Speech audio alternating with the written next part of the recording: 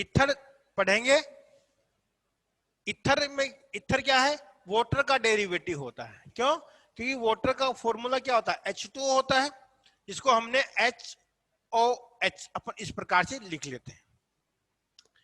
अब हम क्या करेंगे, वाटर का डेरिवेटिव कैसे होता है, क्योंकि यहाँ जो 2OH है, 2 हाइड्रोजन है, ये जो 2 हाइड्रोजन है, इनके पैलेस पे अपन क्या यूज कर लें, या क्या ले लें अपन, इनके पैलेस पे अपन क्या लेते हैं, आर ले लेते हैं, एल्किल ग्रुप ले लेते हैं, ऑक्सीजन और फिर आर।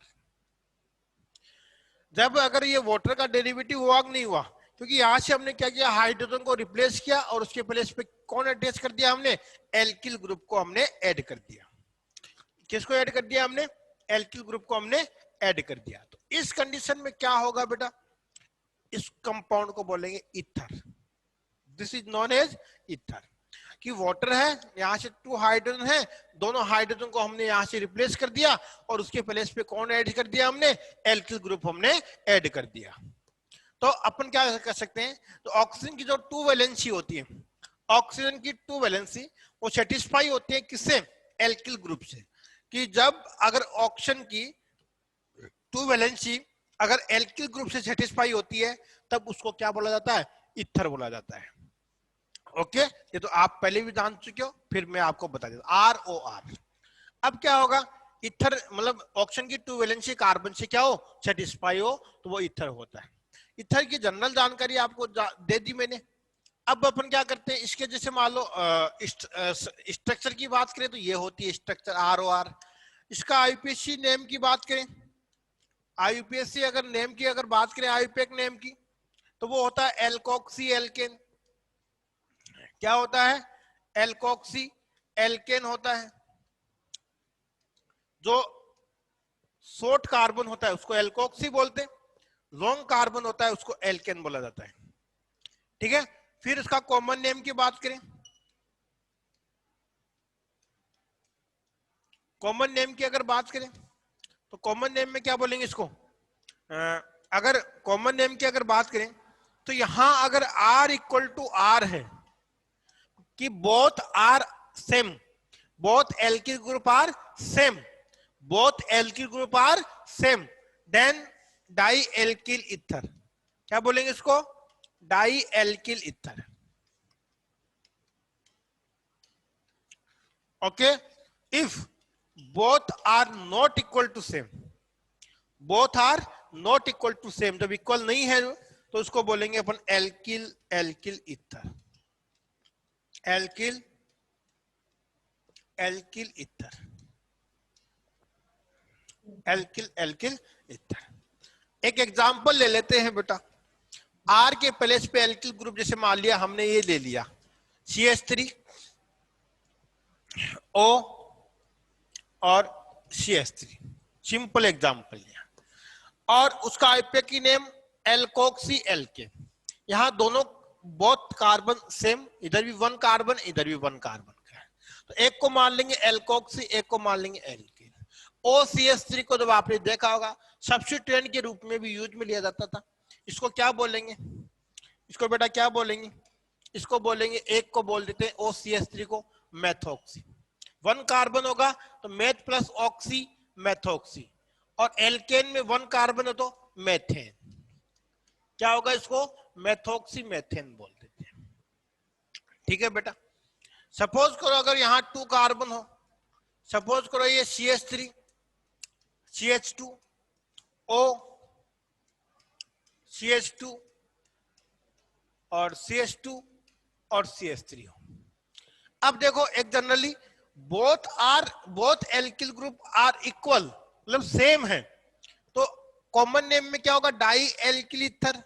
तो CH3 को क्या बोलते हैं एल्किल मैथिल, तो डाई मैथिल ईथर। क्या बोलेंगे इसको, डाई मैथिल ईथर इसका कॉमन नेम हो जाए, तो डाई मैथिल ईथर। इसका कौन बताएगा मुझे, हाँ इसका कौन बताएगा, CH3 CH2O, फिर ये लिखा हुआ है आपके सामने, कौन बताएगा मुझे इसका, फटाफट बताओ देंगे।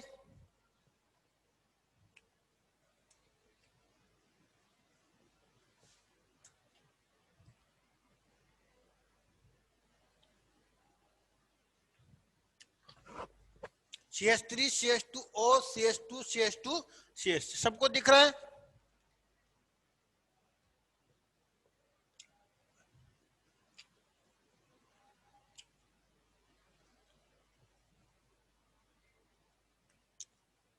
हाँ बिल्कुल, कि ये जो लॉन्गेस्ट कार्बन उसका तो एल्केन ले लेंगे और जो शॉर्ट कार्बन उसका एल्कोक्सी ले लेंगे, तो ethoxy propane. Very good.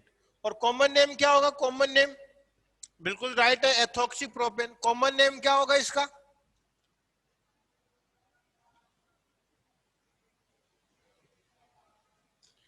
Common name क्या होगा?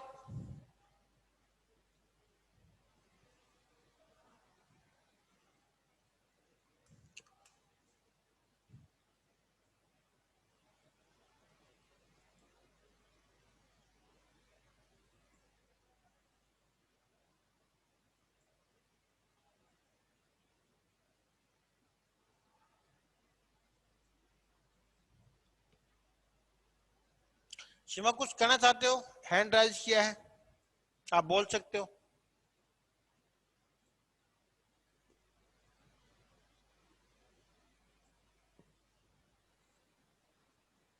क्या? नहीं, वो ऐसे उठ गया। ये अपन क्या लिखेंगे इसको? देखो, एथिल प्रोपिल ईथर है ना, ये 2 कार्बन तो एथिल, ये 3 कार्बन है तो प्रोपिल और ईथर, एथिल प्रोपिल ईथर होगा इसका कॉमन नेम। ठीक है, तो इस प्रकार से अपन इसको लिख जाए। जैसे जनरली एक एग्जांपल और दे दे, मान लो नेक्स्ट स्लाइड में दे लेते हैं, कुछ एग्जांपल दे देते हैं। मुझे फटाफट उसके नेमिंग बताओ देंगे, कौन बच्चा बताएगा उसकी नेमिंग? कॉमन नेम और साथ साथ आईपीसी नेम भी इसके चलते रहना, कॉमन और आईपीसी नेम बताना। एक एग्जांपल, सेकंड एग्जांपल और दे देते हैं, अपने पास एग्जांपल होने चाहिए लेकिन। ठीक है,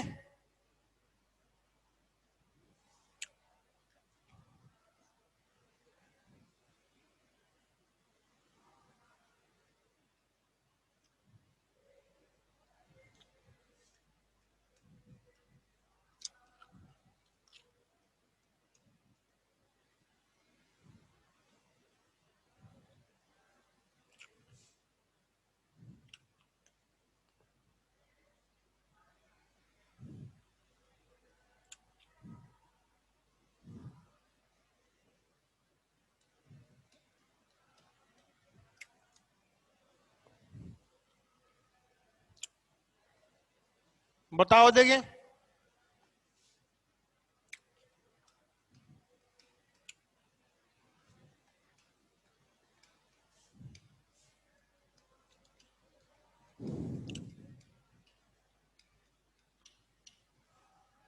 ये बहुत एग्जांपल।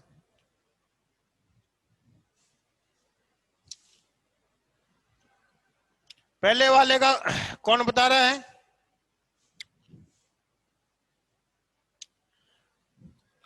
स्लाइड पे सब कुछ ओके ओके दिखाई दे रहा है?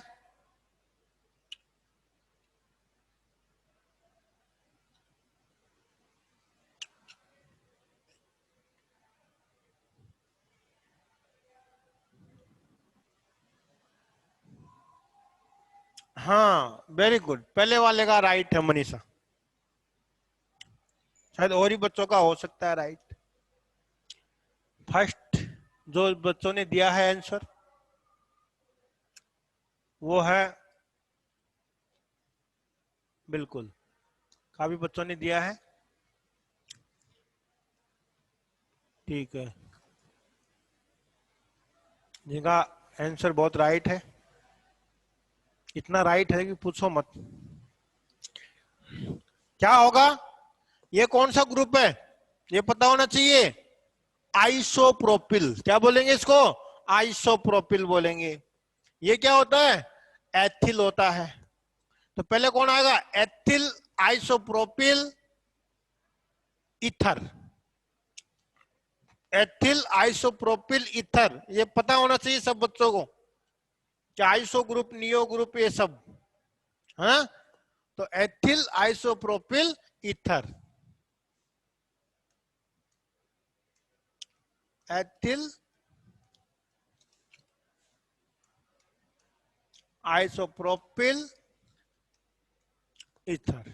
ओके, और इसका क्या होगा सेकंड वाले का, बताओ देखें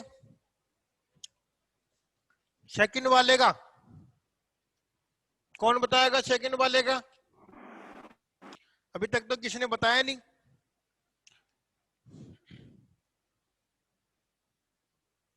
आप बताओ देंगे।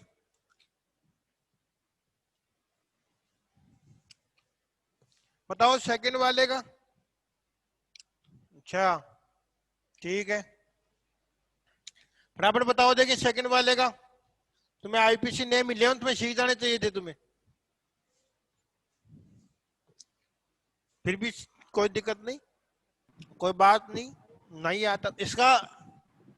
इसका वो बता देता हूँ, इसका मुझे आईपीसी वो, इसका क्या होगा वो तो आपको पता ही कि ये 2 कार्बन है, इधर 3 कार्बन है, तो ये लॉन्गेस्ट चेन हो गई 1 2 3 कार्बन की, इधर 2 कार्बन, तो 2 एथोक्सी, आईपीसी नाम क्या हो जाएगा 2 एथोक्सी और प्रोपेन।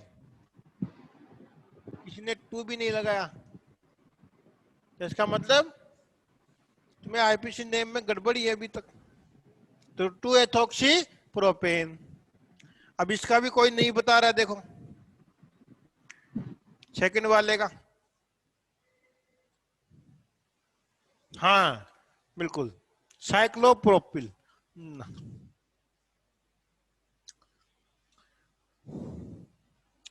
साइक्लोप्रोपिल, और ये आइसोब्यूटिल।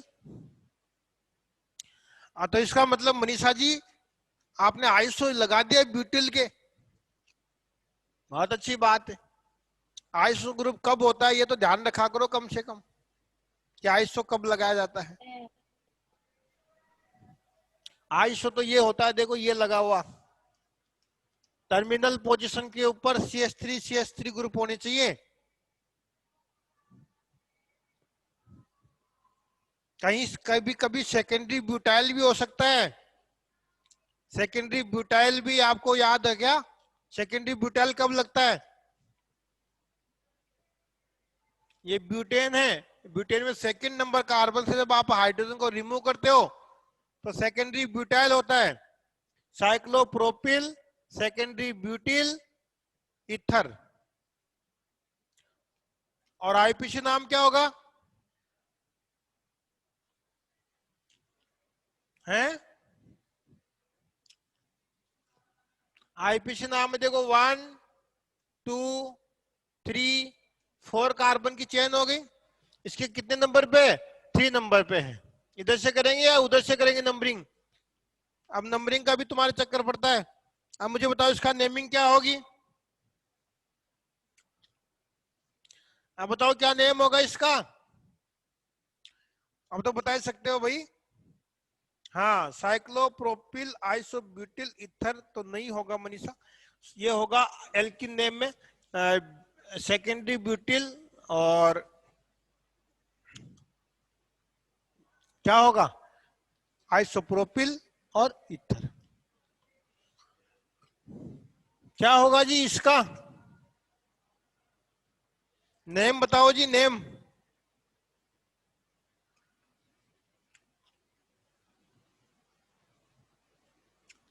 नहीं पता है ना। 2 मेथोक्सी एथेन, ये तो प्रोपोक्सी है बेटा, 3 कार्बन है तो यहाँ 3 कार्बन होगा ना, तो प्रोपोक्सी हो जाएगा। 3 प्रोपोक्सी ब्यूटेन। हाँ 3 नहीं 2। Sorry sir 2। हाँ 1 नंबरिंग उधर से करेंगे जिधर से सब्स्टिट्यूएंट को लोएस्ट नंबर मिले। ओके यही तो है ना। इधर से देखो 1 2 3 नंबर पे मिल रहा है, इधर से 2 नंबर पे मिल रहा है, तो 2 प्रोपोक्सी ब्यूटेन। कितना सिंपल नेम है। ये बताओ इसका कॉमन नेम क्या होगा? हाँ सचिन, इसका कॉमन नेम क्या होगा? बताओ देखें।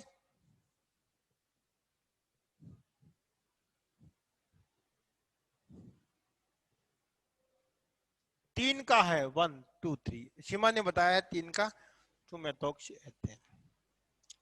मेथोक्सी कहाँ है बेटा? 2 नंबर पे मेथोक्सी कहाँ है?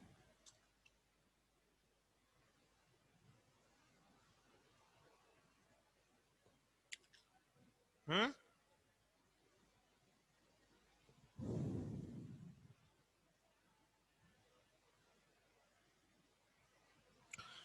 इसका कोई आईपीसी नेम बता देना, इसका कोई आईपीसी नेम बता दे, उसको मैं गारंटी से ना, जब भी अगर होमवर्क जांच कराना है उसको एक बहुत बढ़िया वो दूंगा, पेन, महंगे से महंगे वाला। इसका कोई आईपीसी नेम बता दे तो। आज सोनू और ये नहीं जुड़ रही क्या? भावना आ रही है हमारे साथ, छुट्टी पे हैं क्या सब? सुमन बाजिया, 3 methoxy methyl propane। ठीक है। सुन गया सर? अजी सुन गया जी, सुन गया, बेरे थोड़ी है। नहीं, काइंड ऑडियो में प्रॉब्लम आ जाए तो ना डिस्कनेक्ट। नेटवर्क की प्रॉब्लम तो मैं पूछता हूँ तब आती है, आप बोलते हो तब तो कभी नहीं आती। जब मैं पूछता हूँ ना तब लोड पड़ता है, मैं पूछता हूँ तब आती है नेटवर्क में प्रॉब्लम तो।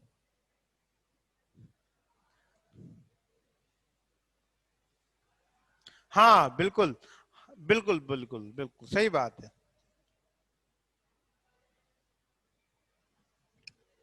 हाँ भरत, आपका आंसर मैंने देख लिया, पहले भी देख लिया था, अभी भी देख लिया, और मनीषा जी आपका भी आंसर देख लिया। बिल्कुल सही बात है आपकी भी, जिसने लिख दिया उसका देख रहा हूं मैं अंधा अंधा नहीं हूं। न मेरा नेटवर्क कभी गायब होता है, ठीक है। चलो तो अब मैं बता देता हूं, या कोई और भी अनामिका है क्या? और निकिता भी है, चलो बता देते हैं, कोई बात नहीं। लेकिन ये बेटा ये बहुत, अब तो चैलेंज कर दिया मैंने आपको, किसका कोई आईपीसी नेम बता देगा थर्ड वाले का, इसका तो बहुत अच्छा पेन दूंगा, तो आप कभी सोच नहीं सकते, इतना अच्छा पेन दूंगा कि यहाँ तो मिलता ही नहीं है यहाँ।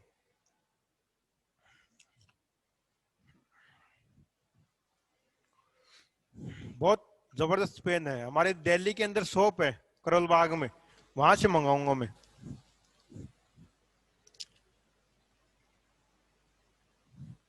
चलो देखो इसका क्या होगा,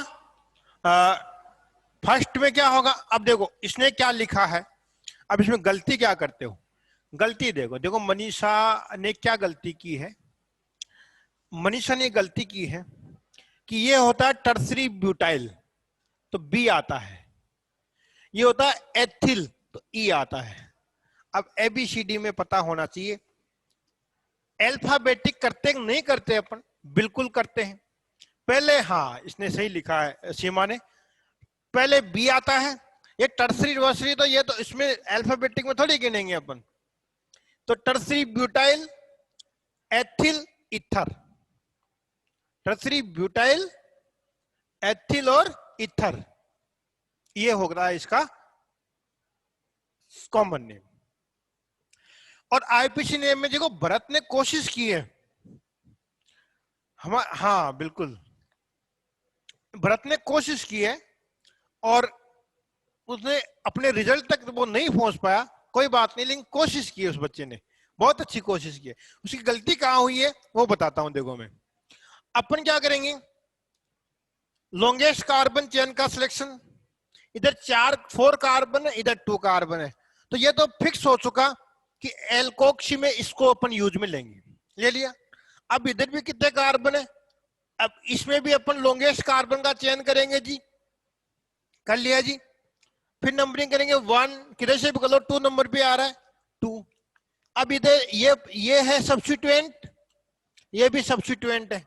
अब मुझे एक बात बताओ भरत जी, आप जब 2 डिफरेंट टाइप के सब्स्टिट्यूएंट होते हैं तो क्या आप अल्फाबेटिक नहीं करते? अल्फाबेटिक तो करेंगे कि भाई पहले कौन आएगा, अपनी मर्जी से थोड़ी लिखेंगे अपन। ये कोई फिजिक्स और बायोलॉजी थोड़ी है जो अपनी मर्जी से काम होगा। यहां तो ये जो कहेगा अकॉर्डिंग वो उसके मर्जी से काम चलेगा। मेथिल मतलब सॉरी मेथोक्सी,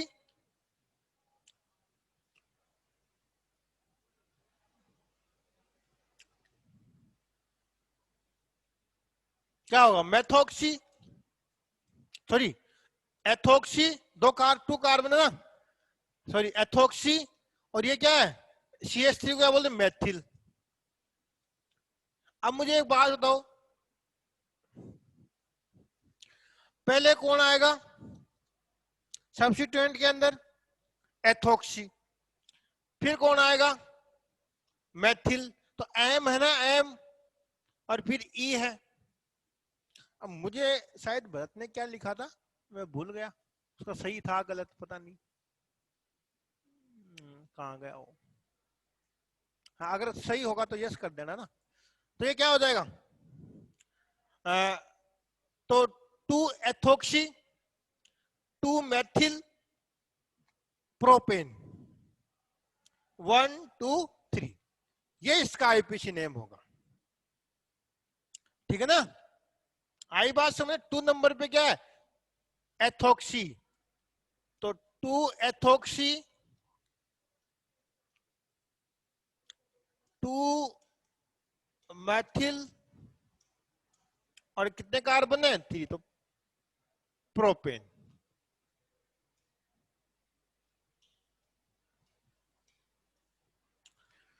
ये है जी, ये कितने मैसेज आए हैं, कोई गलत बात हो गई क्या? मैंने सही बताया तुम नहीं, कहाँ बताया तूने सही? तूने तो 2 डाई मेथिल पता नहीं क्या बताया है, तूने सही कहाँ से बताया है? सुना ही सही नहीं दिया आपको सर, नहीं मैंने सब सही सुनाई बोला दिया है, तूने बोला नहीं ना सही। तू बोलता तो बोला मैं था सर। नहीं तेरे, तू लिखता फिर लिख ही दिया कर ना, ताकि पता चल जाए। तूने 2 डाई मेथिल ऐसे नहीं बोला तूने डाई नाम ही नहीं लिया मैंने। क्या? तू ये जो मैंने लिखा है यही बोला है? बता दे तेरी ईमानदारी से, अगर जो ये लिखा है वही बोला है तो। ईमानदारी से सर। अब की बात लिख दिया अगर कमेंट में, ठीक है ना? राइटिंग अच्छी नहीं है मेरी। कोई बात है। तो ये इस प्रकार से इथर के नेम में नोमेनक्लेचर हो गए। आपको और भी मिले तो आप भी लिखना, ठीक है, ध्यान रखना। एक चीज और ध्यान रखना कि ये है, इसको अपन मेथोक्सीबेंजीन भी बोलते हैं। क्या बोलते हैं? मेथोक्सीबेंजीन भी बोलते हैं, और इसको बोलते हैं एनिसोल भी बोलते हैं। आपसे कोई पूछ ले एनिसोल क्या होता है, तो OCH3 को बोलते हैं एनिसोल। एक होता है फेनिटोल, तो OC2H5 को फेनिटोल बोलते हैं।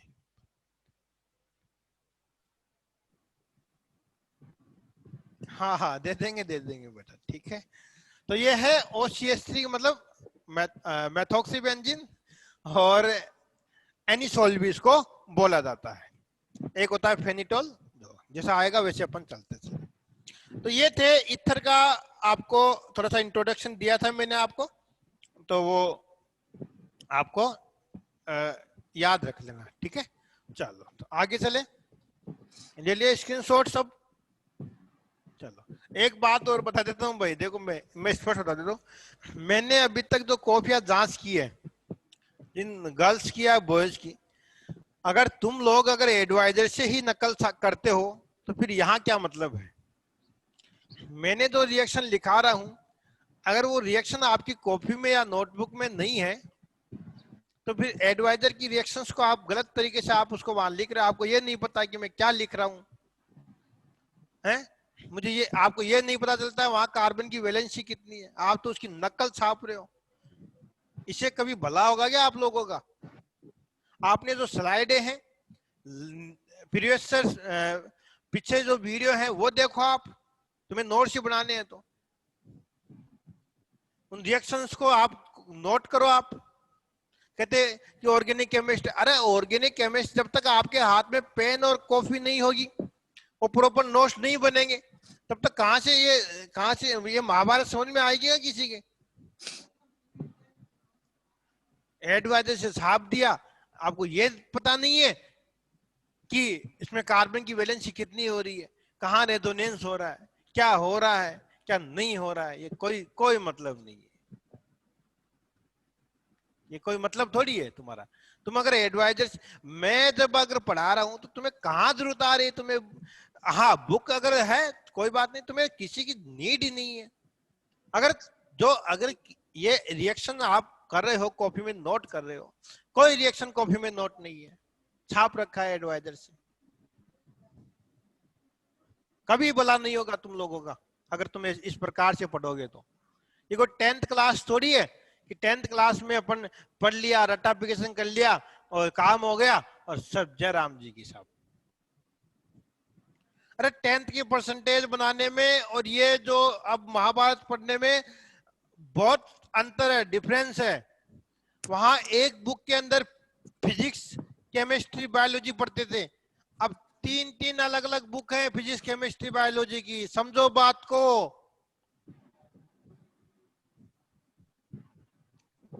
तुम कैसे किसी को बेवकूफ बना सकते हो तुम एडवाइजर से लिख लिख के, कभी भला नहीं होगा। मैं तो पहले बता रहा हूं, मैंने इतनी सारी रिएक्शन बताई, कोई एक रिएक्शन नहीं लिखा, सब एडवाइजर से छाप रखा है मैंने।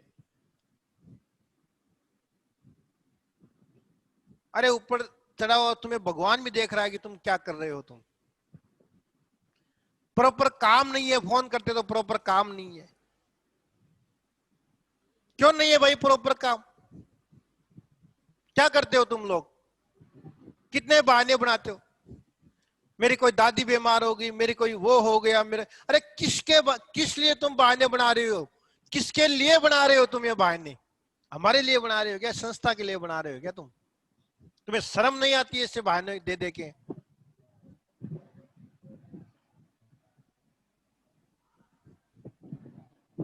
छाप दिया एडवाइजर से, आ गए, ये पता नहीं कि रिएक्शन कहां लिखी है, इसका पता नहीं, जो लिखा है उसका पता नहीं कि क्या लिखा है मैंने। कोई एक एग्जाम्पल तक आप लिख नहीं पा रहे वहां। एक रिएक्शन सफेद पेज दे के एक रिएक्शन लिखवाते हैं, लिखो इसका नाम, तो वहां होश उड़ जाते हैं। कैसे पढ़ोगे तुम? अरे तुम्हारा ये उद्देश्य है पढ़ने का यहाँ 1 घंटे का? सबका देख लो, किसी का ही देख लो, किसी का ही बहाने और बनाते। अब उसे अरे एडवाइजर में गलत हो, तुम्हें नहीं पता क्या तुम सर ने क्या करवाया था, वो रिएक्शन वो कहाँ है? हैं? एडवाइजर में गलत, अरे एडवाइजर में गलत होगा, एडवाइजर से मुझे क्या मतलब है एडवाइजर में गलत है तो? मैंने जो रिएक्शन कराई है वो कहाँ है?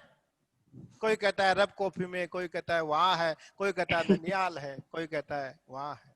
क्या तरीका बना रखा है तुम? ये तुम्हारा उद्देश्य है?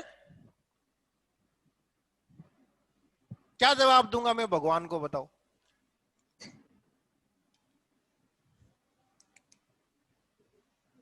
तो आज के बाद अगर कोई भी बच्चा जब होमवर्क लेके आएगा तो इस चीज का नोट कर लेना, चाहे वो पहले की वीडियो देखो चाहे कैसे भी देखो आप, मुझे उन रिएक्शन चाहिए। चाहे आप थ्योरी लिखो या मत लिखो, उससे मुझे कोई मतलब नहीं, क्योंकि थ्योरी लिखने से कुछ नहीं हो, आपको थ्योरी तो अपने आप आ जाएगी, जब वो रिएक्शन मेरी कराई हुई रिएक्शन बुक में होनी चाहिए। जय हिंद, जय भारत। ठीक है, चलो ओके सर। अब आगे बढ़ते हैं। फॉर्मेशन ऑफ ईथर, यहाँ आएगी। Method for preparation of ether.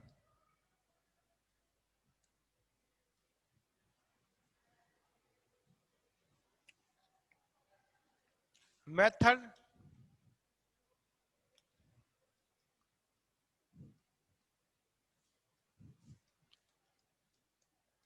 Method for preparation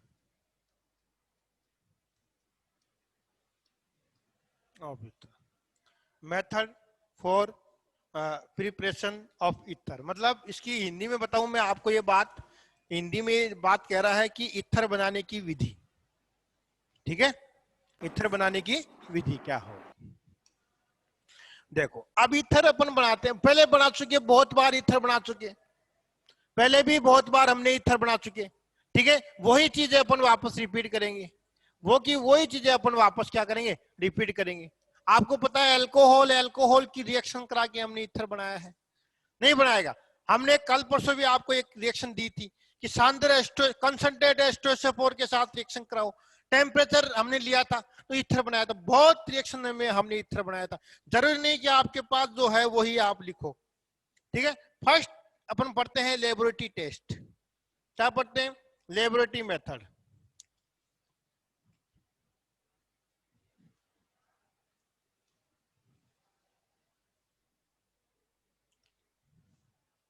sorry, laboratory test है ना, हाँ।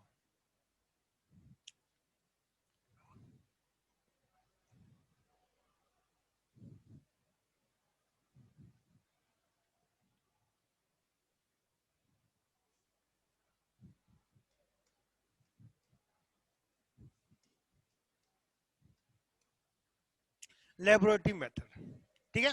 अब देखो इसमें क्या होगा, लेबोरेटरी मेथड के अंदर अपन एक टेस्ट ट्यूब लेते हैं, क्या लेते हैं, ये टेस्ट ट्यूब मान लिया हमारे पास।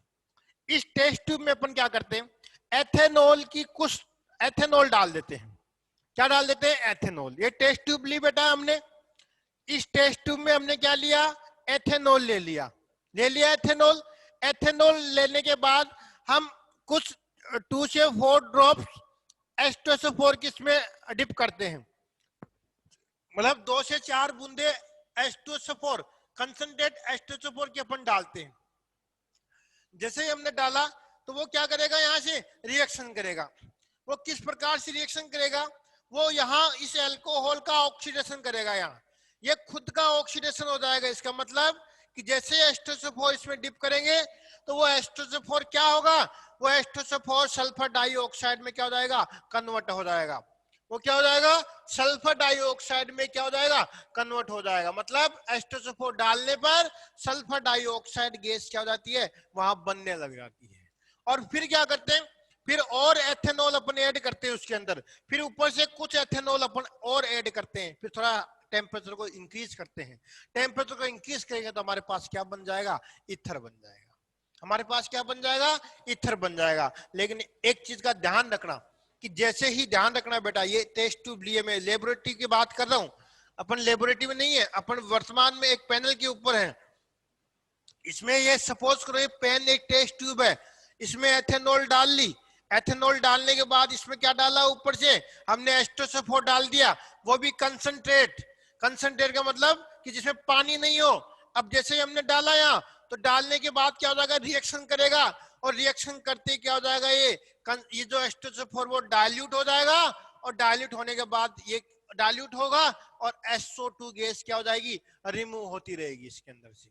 ओके, अब देखो, अब जैसे ही अब फिर क्या करेंगे, कुछ एथेनॉल और डिप करेंगे अपन, कुछ एथेनॉल को क्या करेंगे और डालेंगे, डालने पर क्या हो जाएगा, वो आपस में रिएक्शन करेंगे। जब जैसे ही वो आपस में रिएक्शन करेंगे तो क्या बन जाएगा, ईथर बन जाएगा। लेकिन एक चीज वो आपसे पूछेगा कि जो H2SO4 लिया है हमने, क्या बार बार एथेनॉल बनाने के लिए बार बार अपन H2SO4 यूज में करेंगे, बिल्कुल H2SO4 यूज करेंगे बार बार। क्यों, क्योंकि जैसे ही यहाँ ईथर बनेगा, उसमें जो H2SO4 से निकली जो SO2 gas, sulphur dioxide gas, वो इंप्यूरिटी के रूप में होती है।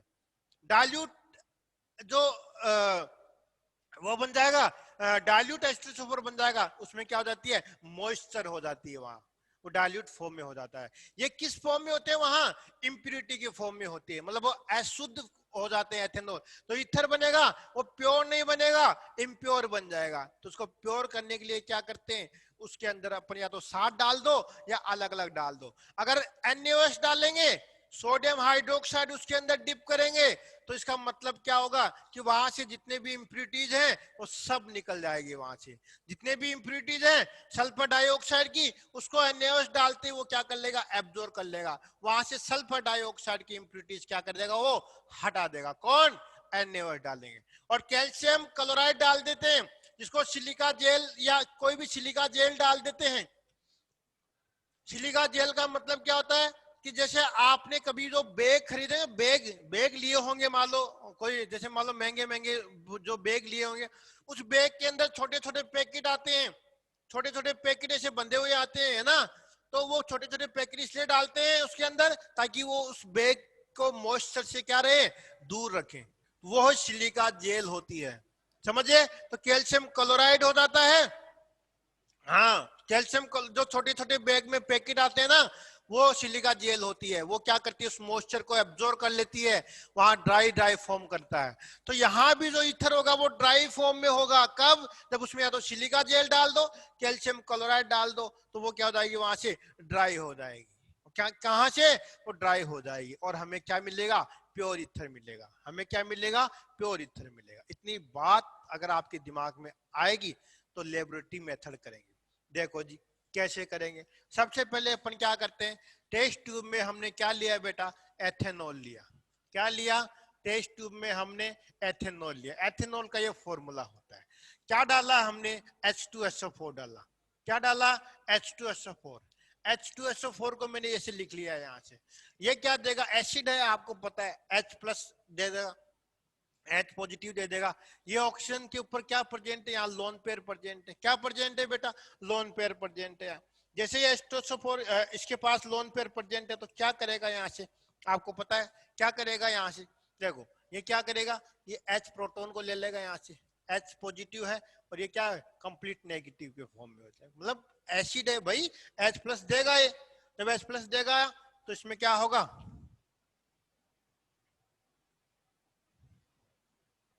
एब्जॉर्प्शन होगा। मतलब एडजॉर्प्शन तो क्या होता है कि उसकी जो सरफेस होती है, उस सरफेस पे आके कोई जमा हो जाए, दैट इज कॉल्ड एडजॉर्प्शन।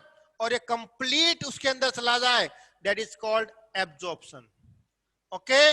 अगर ये मान लो कि अगर ये पेट है मेरा, ठीक है, ये स्टोमच मतलब पेट है ना, इसके अगर मैंने अगर कोई रोटी बांध ली, पेट के अंदर, पेट के ऊपर कोई अगर रोटी बांध ली, समझना बात को, that is called absorption. Adsorption, AD पहले वाला।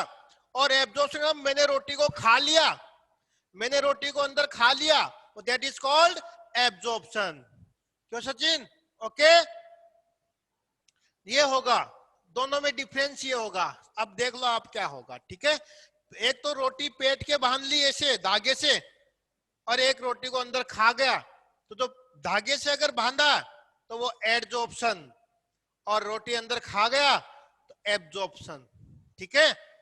अब देखो यहां क्या हुआ, H को ले लिया, यहां से क्या बनेगा, CH3 CH2OH। और वो मॉइस्चर क्यों आती है, देखो क्यों आती है, यहां से मैं बता देता हूं आपको क्यों आती है। क्योंकि ये फॉर्म में बनेगा, और क्या होगा, यहां से ये प्लस लगा देता हूं, मैंने तीर का निशान लगा दिया, तीर का निशान लगा दिया, HSO4-। अब देखो, अब तुम्हें पता है कि यहाँ से क्या रिमूव होगा, यहाँ से वाटर रिमूव होगा। ये बार बार बताने की आवश्यकता नहीं है। यहाँ से वो क्यों होगा, क्योंकि ऑक्सीजन क्या करेगा, -I इफेक्ट होगा, नेगेटिव I इफेक्ट, वाटर के फॉर्म में बाहर निकल जाएगा यहाँ से। किसके फॉर्म में, और क्या बन जाएगा, कार्बोकेटाइन यहाँ जनरेट हो जाएगा ये। और क्या हो जाएगा, इस वाटर की कारण क्या हो जाएगा, ड्यू टू वाटर जब रिमूव हो रहा है तो H2SO4 क्या हो जाएगा, यहाँ डाइल्यूट हो जाएगा। क्या हो जाएगा, डाइल्यूट हो जाएगा, यहाँ मॉइस्चर हो जाएगी, यहाँ डाइल्यूट फॉर्म में हो जाएगा ये। इसलिए हमें बार बार H2SO4 को बदलना पड़ता है, क्योंकि हमने क्या लिया, हमने तो कंसंट्रेट लिया था, ये डाइल्यूट। अब ये जो पॉजिटिव वाला है, इस नेगेटिव के साथ क्या कर लेगा, फोर्स ऑफ अट्रैक्शन होगा इन दोनों के बिटवीन, एक बॉन्ड बना लेगा, और क्या बन जाएगा भाई, क्या बन जाएगा, नेक्स्ट स्लाइड में बताता हूं मैं क्या बनेगा। उसको बनाएंगे, ये बन जाएगा CH3, ये CH2, ये पॉजिटिव, क्या बनेगा बेटा, HSO4 नेगेटिव। ये पॉजिटिव और नेगेटिव रिएक्शन करके क्या बनाएंगे, अट्रैक्शन हो जाएगा, बॉन्ड बना लेंगे भैया HSO4। तो एथिल हाइड्रोजन सल्फेट, क्या बोलेंगे इसको, एथिल हाइड्रोजन और क्या होगा, सल्फेट हो जाए, एथिल हाइड्रोजन सल्फेट, सल्फेट इसको बोल दिया जाएगा। अब क्या होगा, अब फिर H2SO4 और डाल देते हैं, क्या डाल देते हैं, CH3 CH2 HSO4, फिर और डाल देते हैं, डालने पे क्या होगा, फिर एथेनॉल डाल देते हैं थोड़ा सा, फिर एथेनॉल और डाल देते हैं, तो फिर क्या होगा यहाँ से बेटा H2SO4 हमें मिल जाएगा। लेकिन वो जो H2SO4 होगा, ये जो निकलेगा यहाँ से, ये किस फॉर्म में निकलेगा, मतलब इसमें सल्फर डाइऑक्साइड गैस भी क्या होती जाएगी, धीरे धीरे रिमूव होती जाएगी। तो यहाँ क्या बनेगा तुम्हारे पास, CH3 ये CH2 सॉरी यहाँ एथेनॉल बनाया ना हमने, आपने बताया नहीं, आप बोलते नहीं हो, ये बहुत बड़ी कमजोरी है। कमजोरी हर कई प्रकार से हो सकती है व्यक्ति के, ठीक है। तो ये बात, यहाँ क्या होगा, CH3 CH2 ये ऑक्सीजन आ गया, यहाँ क्या हो जाएगा CH2 और CH3, तो डाई एथिल ईथर बोलेंगे इसको, क्या बोलेंगे, डाई एथिल ईथर बोल देंगे इसको, ठीक है। तो ये ईथर का फॉर्मेशन हो गया H2SO4। अब ये जो है ये इम्प्योर हो गया, ठीक है, ये प्योर नहीं है, अब ये प्योर नहीं है, इसमें क्या प्रेजेंट है, इसमें जो ये सल्फ्यूरिक जो एसिड है वो किस फॉर्म में निकलेगा, यहाँ से SO2 के फॉर्म में बाहर निकलेगा, सल्फर डाइऑक्साइड की इंप्योरिटीज पाई जाएगी, और क्या होगा, और इसके अंदर ये डाइल्यूशन फॉर्म में हो जाएगा। तो इसको दूर, SO2 की इंप्योरिटी को आप इसको सेपरेट करोगे तो इसमें क्या ऐड कर दोगे, NaOH ऐड कर दोगे, क्या ऐड कर दोगे, NaOH ऐड कर दोगे, और जो ये वाटर है, जो मॉइस्चर है, उसके अंदर क्या करोगे, इसके अंदर कैल्शियम क्लोराइड इसके अंदर ऐड कर दोगे। इसमें ये दोनों चीजें ऐड कर दोगे तो यहाँ से जो वाटर की जो इंप्योरिटीज है वो भी निकल जाएगी, सल्फर डाइऑक्साइड है वो भी अलग हो जाएगी, और ये जो ईथर होगा वो ड्राई फॉर्म में होगा और प्योर हो जाएगा। ये साहब लेबोरेटरी की बात है, ये लेबोरेटरी मेथड है जी भावना जी। यहाँ हमने एथेनॉल लिया जी, कंसंट्रेट H2SO4 लिया, इससे यहाँ से हमने प्रोटॉन लिया, प्रोटॉन लेके प्रोटोनेटेड हो गया एल्कोहल, एल्कोहल प्रोटोनेटेड हो गया, तो यहाँ से वाटर निकल गया जी। इस वाटर को हटाने के लिए अपन क्या यूज में ले रहे हैं, कैल्शियम क्लोराइड आप यूज में ले सकते हो, सिलिका जेल यूज ले सकते हो, ताकि वो क्या हो जाएगी, वहां से मॉइस्चर हट जाएगी, क्योंकि H2SO4 को डाइल्यूट कर देता है। और NaOH लेंगे तो H2SO4 का ऑक्सीडेशन होगा यहाँ, तो SO2 गैस भी निकलेगी, और जो SO2 गैस निकलेगी वो एक इम्प्योरिटी के रूप में होती है, और उसको सेपरेट करने के लिए, वहां से रिमूव करने के लिए सिलिका जेल या कैल्शियम सॉरी NaOH यूज में लेते हैं, सॉरी क्या लेते हैं, NaOH अपन यूज में लेते हैं। यहाँ से बन गया ये जो कार्बोकेटायन बना, वाटर निकलने के बाद उसमें HSO4 माइनस हमारे पास था, उसकी रिएक्शन करा दी, यह बन गया। अब इसकी वापस हमने क्या ऐड किया, एथेनॉल ऐड किया, यहाँ से क्या निकल गया, H2SO4 निकल गया, और ये क्या मिल गया हमारे पास, ईथर मिल गया, और ये ईथर इम्प्योर होता है, उसको प्योर करने के लिए हम NaOH और सिलिका जेल या कैल्शियम क्लोराइड यूज में लिया जाता है। इस प्रकार से ईथर लेबोरेटरी के अंदर हमने बना लिया, ठीक है। ये सोशल डिस्टेंसिंग है, नहीं अपन लैब में आज ये प्रैक्टिकल भी करते, आपको बताता मैं सारे प्रैक्टिकल करके, ठीक है। जब भी आप मिलोगे फिजिकल रूप से तो हम प्रैक्टिकल करवाएंगे। एक इंडस्ट्रियल मेथड है, इंडस्ट्रियल मेथड में देखो मैं जनरल आपको बता देता हूँ इंडस्ट्रियल मेथड में क्या होता है, जैसे मतलब ये ज्यादा वो नहीं है, जैसे वैसे था वैसे ये था, उसके अकॉर्डिंग ही इसको अपन यूज में लेते हैं। कैसे लेंगे, कुछ नहीं है, एथेनॉल लिया, कंसंट्रेट H2SO4 लिया, दोनों को हमने डाल दिया, डालने के बाद देखो कुछ नहीं, एक सिंपल प्रोसेस है। कॉफे स्टील हमने देखी थी, कॉफे स्टील कहाँ देखी थी, मेथेनॉल हमने बनाया था, जब हमने मेथेनॉल का यूज किया था तो वहां कॉफे स्टील यूज में लिया था कि नहीं लिया था, बड़ी बड़ी भट्टियां जिनको अपन बोलते हैं भभके, वहां क्या हुआ था, उसमें एथेनॉल जैसे ही हमने लिया था मेथेनॉल बनाने के लिए, यहाँ क्या करेंगे अपन ईथर बनाने के लिए भी क्या करेंगे, उसके अंदर क्या करेंगे, तो बड़ी बड़ी भट्टी है कॉफी स्टील, उसमें क्या करेंगे, एथेनॉल और H2SO4 दोनों को डाल देंगे। डालने के बाद क्या करेंगे, उसको हीट करेंगे। हीट करेंगे तो क्या होगा, उसकी वेपर के फॉर्म में बाहर निकलेगा। उस वेपर को क्या कर लेंगे, कंडेंस कर लेंगे। वेपर को क्या कर लेंगे, कंडेंस कर लेंगे। और कंडेंस करने के बाद उसको किसी एक बीकर के अंदर से सेपरेट कर लेंगे।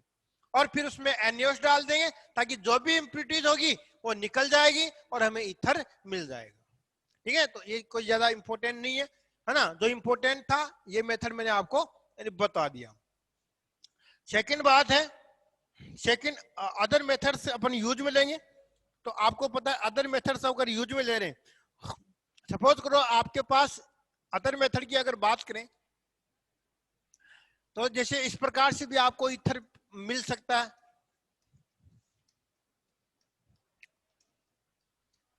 सॉरी ईथर तो लिख ही दिया मैंने ना। एथेनॉल हमने लिया है, क्या लिया है, एथेनॉल। और ये रिएक्शन अपने पहले भी करा चुके हैं। ठीक है, कितने मोल, 2 मोल हमने एथेनॉल के ले लिए हमने। ठीक है,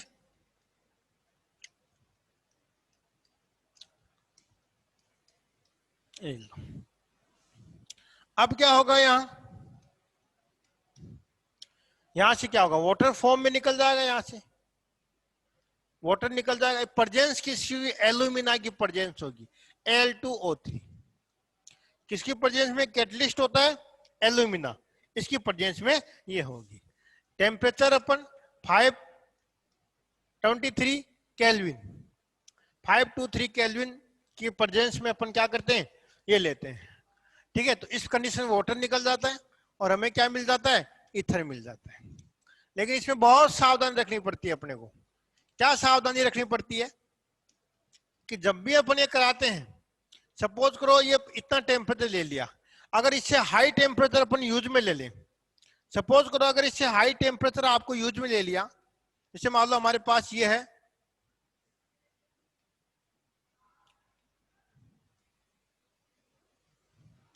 सपोज करो अगर हाई टेम्परेचर यूज में ले लिया हमने,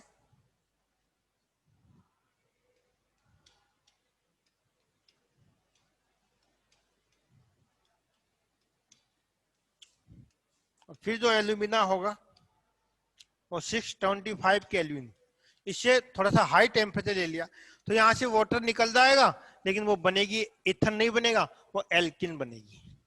क्या बनेगी, एल्किन बनेगी। ये हमने आपको बताया भी था रिएक्शन कि वहां एल्किन बनेगी। क्या बनेगी, एल्किन बनेगी। ये रिएक्शन हमने पहले भी कर ली थी और फिर से मैंने आपको बता दिया कि लो टेम्परेचर के ऊपर तो क्या होगा, ये जो एथेनॉल है वो आपस में क्या करेंगे, रिएक्ट होंगे। और 2 एथेनॉल जब आपस में रिएक्ट होंगे तो रिएक्ट होने के बाद ये टेम्परेचर, ये एल्यूमिना कैटलिस्ट होगा, इसकी प्रेजेंस में क्या होगा, वाटर निकलेगा। क्या निकलेगा, वाटर निकलेगा और क्या बना देगा, ईथर बना देगा। लेकिन थोड़ा सा टेम्परेचर हमने इंक्रीज कर दिया तो हमारे पास क्या बन जाती है, एल्किन बन जाती है। क्या बन जाती है, एल्किन हमें मिल जाती है। ठीक है, तो ये स्थिति आप ध्यान रखना बेटा। ओके, चलो अब आगे रिएक्शन कराते हैं, बहुत इंपॉर्टेंट रिएक्शन है, वेरी वेरी इंपॉर्टेंट रिएक्शन। ये जो रिएक्शन बता रहे हैं ये हमने पहले भी करा चुका और आगे भी अपन करा देते हैं। आपको पता है विलियम संश्लेषण आपको बताया था पहले, क्या नहीं बताया, बताओ।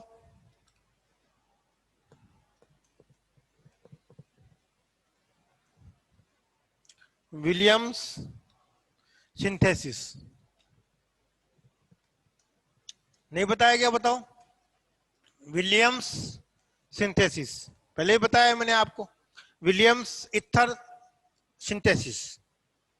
ठीक है, क्या हो रहा है इसमें रिएक्शन, रोना की क्रिया राई से कराओ। किसकी, रोना, RONA, रोना की क्रिया किससे कराओ, राई, RI। ठीक है, रोना की क्रिया किससे कराई, राई के साथ करा दी, तो क्या बनेगा, उसको बोलते हैं विलियम्स ईथर सिंथेसिस। इसको राई को यू लिख लें अपन, I और R उल्टा लिख लेते हैं, क्यों, क्योंकि रिएक्शन हमें सही हो जाए। क्या निकलेगा यहां से, NaI निकल जाएगा। क्या निकल जाएगा? सोडियम आयोडाइड यहां से रिमूव हो जाएगा और क्या बनेगा बच्चों? ROR। ये होता है विलियम्स सिंथेसिस। विलियम्स सिंथेसिस समझ गए आप क्या होता है? हैं? ये रिएक्शन कोई बता सकता है, कोई बच्चा, कि ये कौन सी रिएक्शन है? SN2 है SN1? This reaction is SN1 या SN2? ये SN1 रिएक्शन है या SN2 रिएक्शन है? हैं?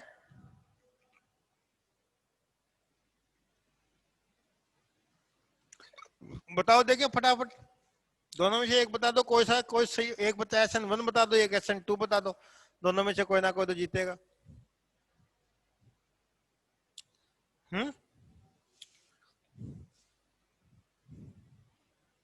बताओ देखिए।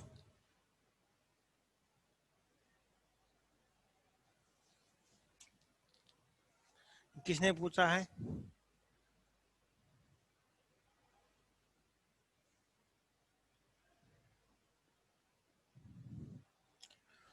ये पूछा है सचिन ने, सर सिलिका जेल वाटर का एब्जॉर्प्शन करती है? एडजॉर्प्शन नहीं, एब्जॉर्प्शन। एडजॉर्प्शन करती है ना? हाँ बिल्कुल।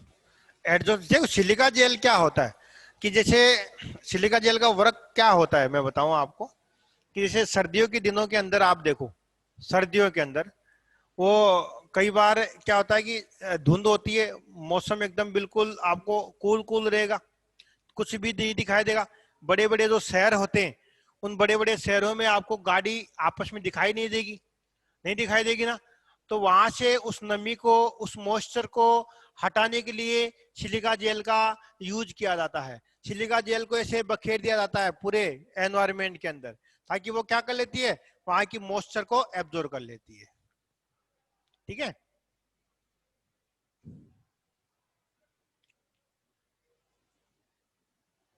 SN1 रिएक्शन है। देखो जी कैसे होगी ये रिएक्शन। ये है, मैं R की जगह ले लेता हूं CH3।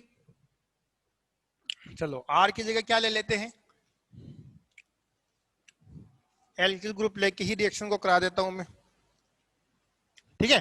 क्या लिया हमने? ये मान लिया CH3, ये मान लिया CH2, O negative, Na positive. ठीक है, ये है गया। R के प्लेस पे लिया एथिल, और यहां मान लिया, ले लिया, जैसे मान लो मैंने CH3I ले लिया। ओके। अब क्या होगा, ये जो ऑक्सीजन है, ये ऑक्सीजन है, ये कहाँ अटैक करेगा भाई? किस कार्बन पर अटैक करेगा? इस कार्बन पर अटैक करेगा यहाँ। ठीक है। और ये क्या हो जाएगा, यहाँ से नेगेटिव के फॉर्म में बाहर निकल जाएगा। ये पॉजिटिव नेगेटिव में कहां से अटैक कर रहा है?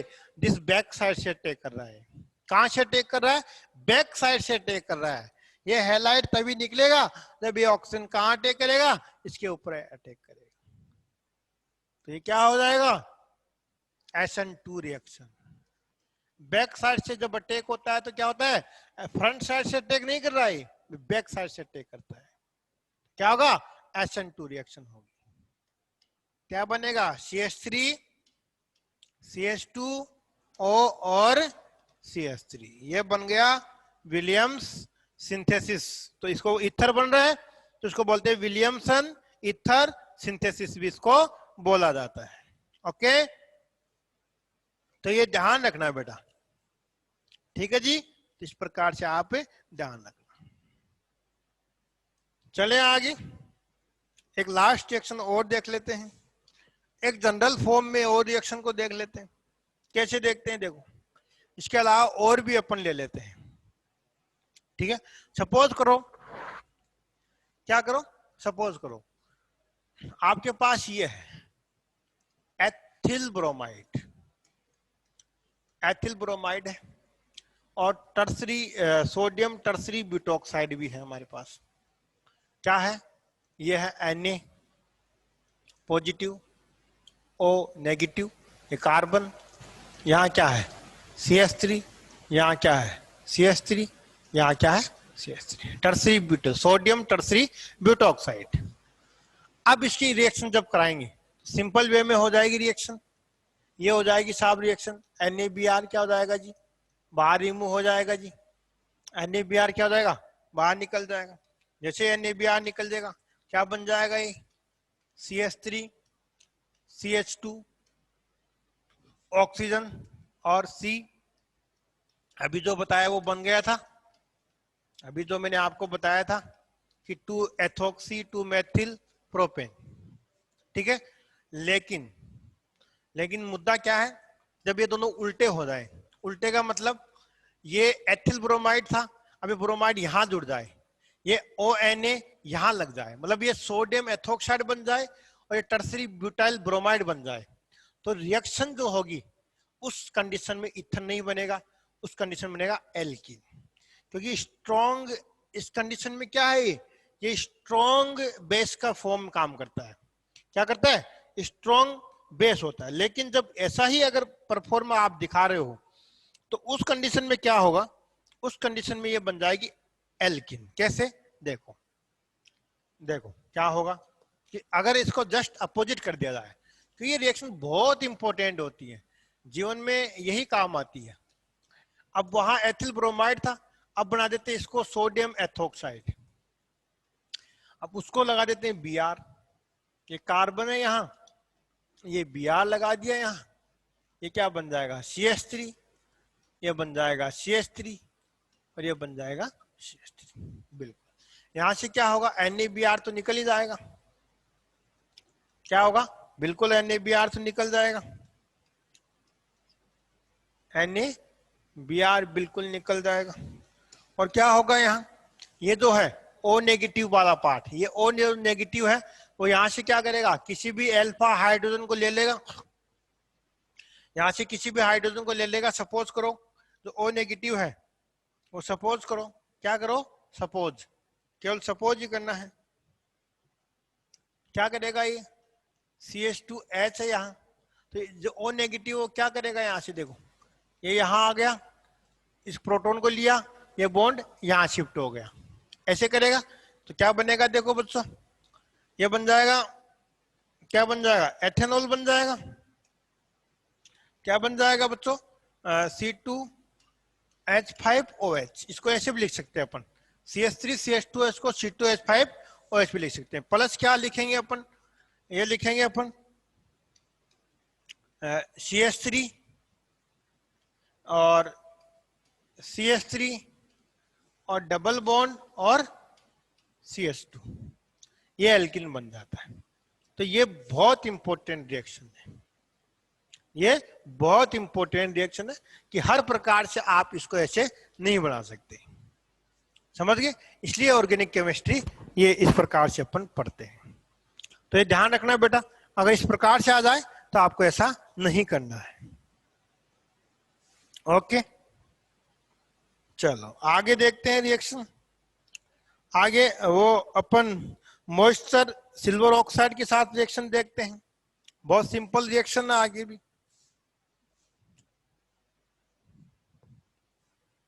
कोई बात नहीं समझ में, रिपीट करवाना है तो बता देना बेटा।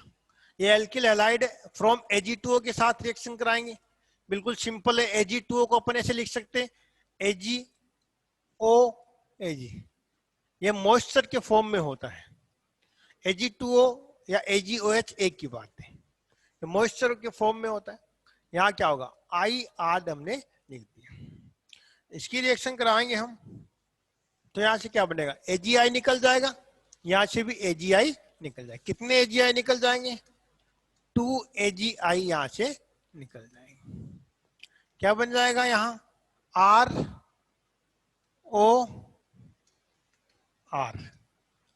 इथर बन गया, क्या बन गया, इथर बन गया, सिल्वर आयोडाइड बाहर निकल गई।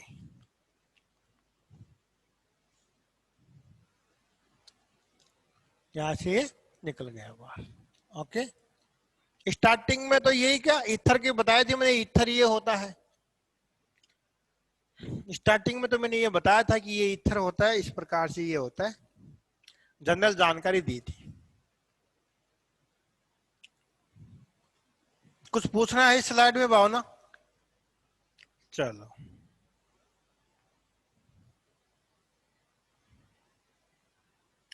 ठीक है, ये ईथर बन गया। तो ये ईथर की रिएक्शन हो चुकी है। और भी कोई रिएक्शन है तो बता दो जो हो सकता है मेरे से छूट गई हो, ईथर के फॉर्मेशन की और कोई रिएक्शन जो मेरे से छूट गई हो और मैंने नहीं बताई हो, आप मुझे बता सकते हो कि ईथर के method for preparation of ether, ठीक है, क्या होगा।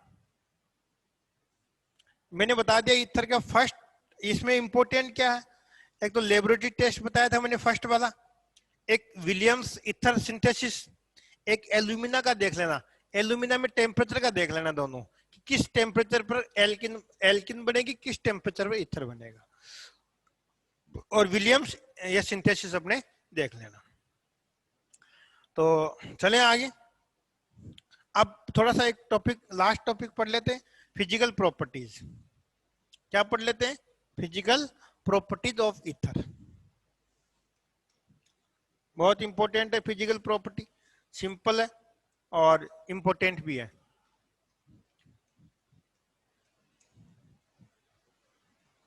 फिजिकल प्रॉपर्टीज,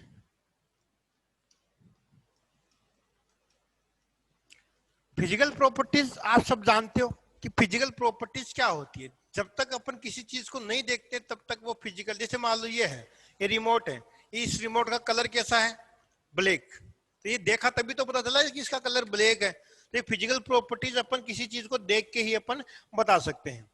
जैसे अपन बात करें कि सबसे पहले बात करें तो ये क्या होता है, कलरलेस, इसकी अगर फिजिकल स्टेट की बात करें, पहले क्या करें, स्टेट्स की अगर बात करें तो स्टेट्स में क्या होता है, 3 स्टेट्स होती है, लिक्विड, सॉलिड और गैस। तो यहाँ जो ईथर होता है, जनरल जो लोअर ईथर की अगर बात की जाए तो जनरली अपन लोअर ईथर की बात करेंगे, जनरली हाई ईथर की अपन बात भी नहीं करते। तो ये क्या होता है, लिक्विड होता है और कलर लिक्विड फॉर्म में होता है। कौन सी फॉर्म में होता है, लिक्विड होता है वैसे ही, है ना, लेकिन हल्का सा भी हीट करोगे तो गैस बन जाएगा, लिक्विड फॉर्म लिक्विड में होता है। वैसे होता तो ये गैसियस मीडियम में होता है, एक्चुअल में देखा जाए तो गैस होती है, लेकिन वो अपन देखे ना, अपन देखेंगे तो आपको आपको लिक्विड लगेगा, वो क्या लगेगा, लिक्विड। तो आप इसको गैस और लिक्विड दोनों फॉर्म में आप इसको यूज कर बोल सकते हो आप, ठीक है। और बात करें इसकी कलर की बात करें तो क्या होता है, कलरलेस होता है, आपको दिखाई नहीं देगा ये, कलरलेस, कलरलेस होता है। थर्ड अगर बात करें इसकी ऑर्डर की बात करें, स्मेल की बात करें तो स्वीट स्मेल होती है, स्वीट स्मेल,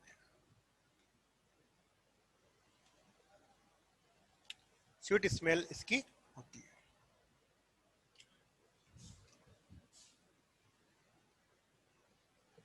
स्मेल क्या होती है इसकी, ऑर्डर स्वीट होता है। मतलब कि जैसे आप वो देखते हैं ना ईथर, जैसे आप कोई भी परफ्यूम वगैरह लगाते हो, कोई भी जैसे बड़े बड़े परफ्यूम नहीं होते, इत्र, इत्र जो है ना छोटी छोटी शीशियों में, छोटी छोटी जो बोटल्स में आता है, उसमें सब में क्या होता है, इत्र होता है। और जैसे आप उसको लगाओगे तो एकदम बिल्कुल चॉकलेटी या कोई भी स्वीट स्मेल होती है उसकी, है ना। तो इत्र होते हैं बड़े बड़े जो होते हैं, छोटी छोटी बोतल उसमें आती है बोटल्स के अंदर, तो वो अपन जो लगाते हैं, है ना, कपड़े के ऊपर, तो उसमें क्या होता है, इत्र होता है, जिसको सामान्य भाषा में इत्र भी बोलते हैं, इत्र। गांव में अगर बात करें तो इत्र भी इसको बोला जाता है, ठीक है। ये नॉन पोलर सॉल्वेंट है। सोलिबिलिटी की अगर बात करें, सोलिबिलिटी की अगर बात करें तो ये क्या है, वाटर में इनसोल्यूबल होता है। रीजन क्या है इसका, इनसोल्यूबल, क्यों है, क्योंकि जो ईथर होता है ये नॉन पोलर होता है। ईथर की अगर बात करें तो ईथर क्या होता है, नॉन पोलर होता है। क्या होता है, नॉन पोलर होता है। और वाटर क्या होता है, पोलर होता है। और केमिस्ट्री क्या कहती है, पोलर पोलर में और नॉन पोलर नॉन पोलर में सोल्यूबल होता है। तो ये किसमें सोल्यूबल होता है, नॉन पोलर, जैसे बेंजीन, अल्कोहल, ठीक है, क्लोरोफॉर्म, कार्बन टेट्राक्लोराइड इन सॉल्वेंट में क्या होता है, सोल्यूबल होता है। ठीक है, इनमें क्या कंप्लीट रूप से सोल्यूबल होता है। ठीक है,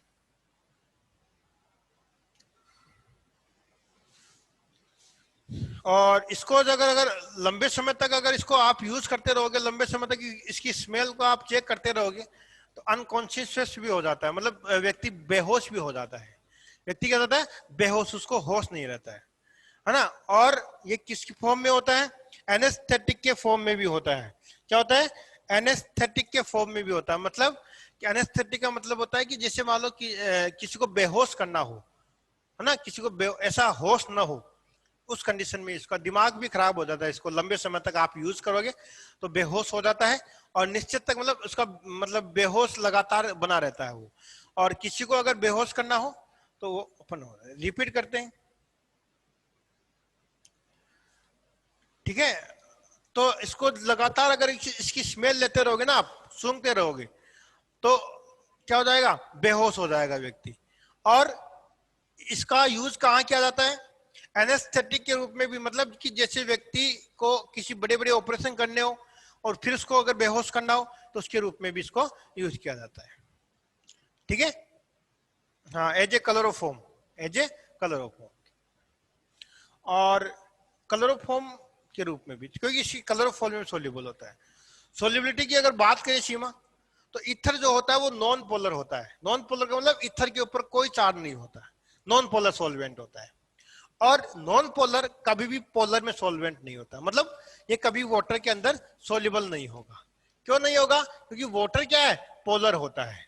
और केमिस्ट्री क्या कहती है कि पोलर पोलर में सोल्यूबल होता है, नॉन पोलर नॉन पोलर में सोल्यूबल होता है। ठीक है, इस कारण ये benzene, ether, chloroform, sorry benzene, alcohol, chloroform, carbon tetrachloride, इनमें क्या होता है, सोल्यूबल होता है।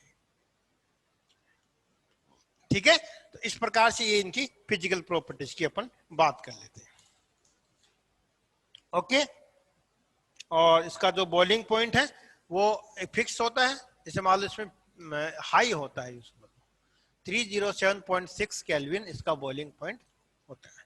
बॉइलिंग पॉइंट तो उसके अकॉर्डिंग अपन देख सकते हैं। ठीक है, मैंने आपको बता रखा है formula, molecular weight increase, van der Waals force increase, boiling and melting point increase. ठीक है, ये फर्स्ट स्लाइड थी, 1, स्लाइड नंबर 1। ओके, बात करते हैं slide number 2। Okay,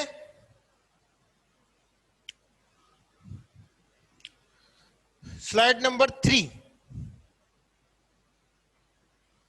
slide number 3। ठीक है,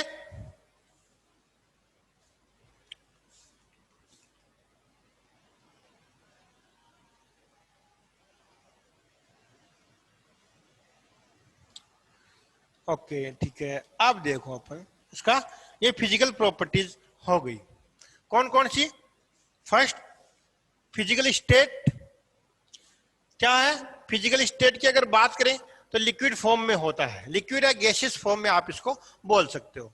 सेकंड बात, कलर कलरलेस होता है। ऑर्डर में स्वीट स्मेल होती है इसकी।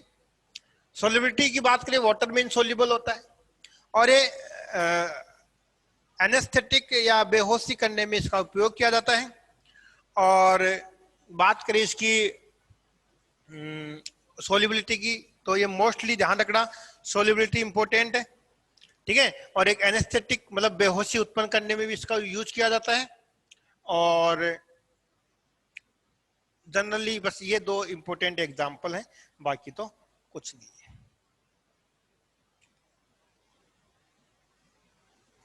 चलो, तो और बताओ, कोई बात किसी को पूछनी हो तो।